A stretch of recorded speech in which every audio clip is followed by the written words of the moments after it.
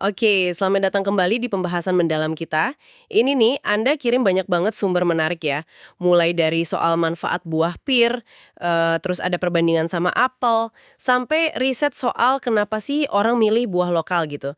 Jadi misi kita sekarang kita coba gali ya, kenapa pir ini bisa jadi pilihan oke buat kesehatan kita, dan apa sih sebetulnya yang bikin kita milih satu buah dibanding yang lain?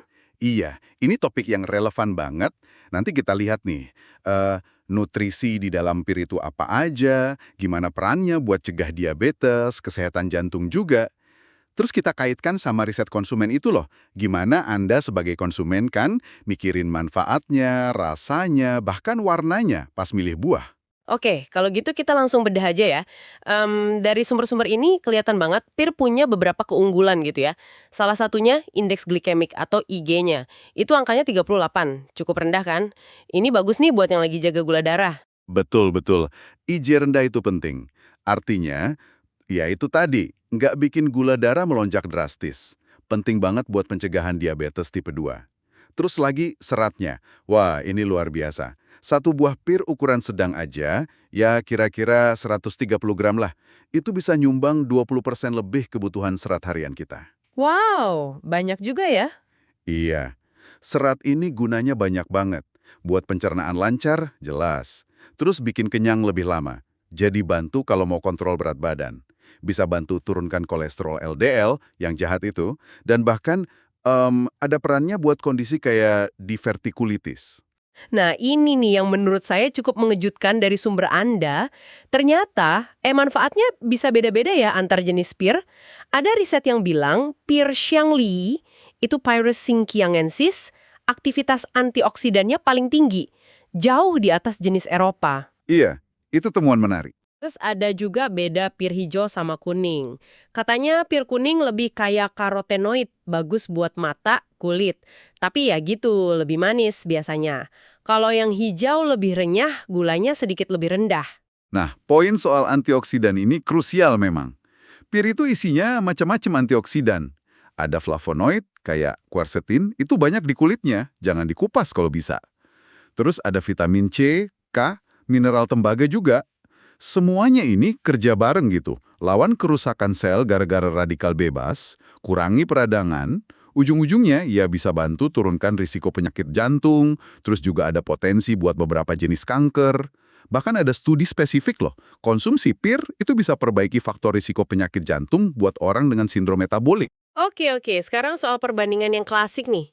Pir lawan apel. Sering banget kan kita dengar an apple a day keeps the doctor away. Seolah-olah apel itu juaranya gitu. Sumber Anda bilang apa nih? Kan mereka satu keluarga ya, Rosice? Pengamatan bagus itu. Sebenarnya, dua-duanya itu pilihan sehat kok, sama-sama IG rendah. Bedanya tipis banget sebetulnya. Kalau mau dirinci nih, pir itu unggul sedikit di mineral tembaga sama seng, terus seratnya juga sedikit lebih tinggi. Oh gitu. Nah, kalau apel, dia sedikit lebih unggul di beberapa vitamin, kayak A, E, B1, sama antioksidan quercetinnya itu yang katanya bagus buat kesehatan otak. Jadi mirip-mirip aja ya? Iya, mirip. Jadi kesimpulannya apa? Ya variasi aja.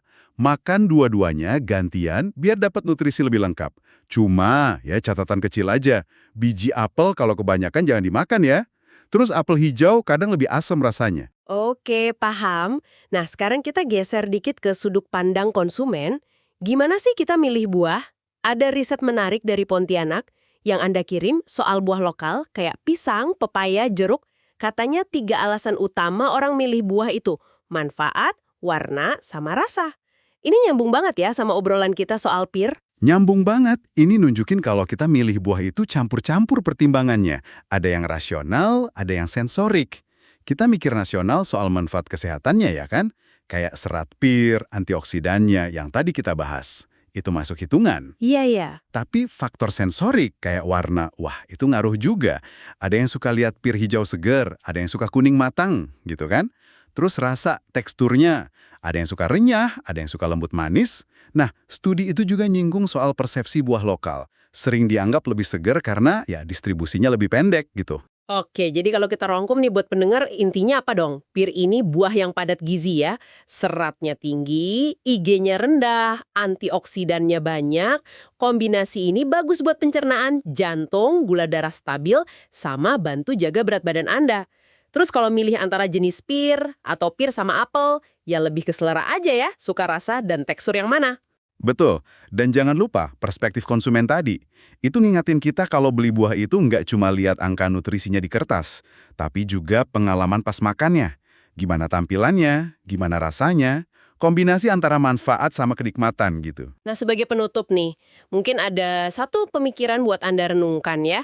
Kalau kita udah paham nih manfaat buah itu macam-macam, terus cara kita milih juga unik, gimana ya caranya biar kita bisa lebih menghargai, terus juga mungkin lebih berani nyoba kekayaan buah-buahan lokal lain di sekitar kita.